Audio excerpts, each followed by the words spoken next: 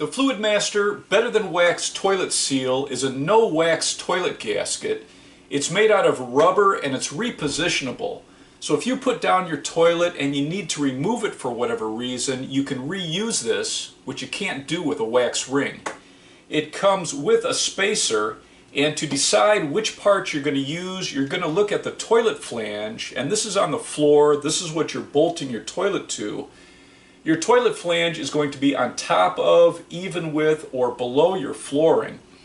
If the toilet flange is above the flooring, you're just using the rubber gasket, and you'll seat your toilet on this, and this works with all size toilet flanges. If the toilet flange is even with or up to 1/4 inch below the flooring, you're going to put your spacer on with the foam part down and your rubber gasket on top of it.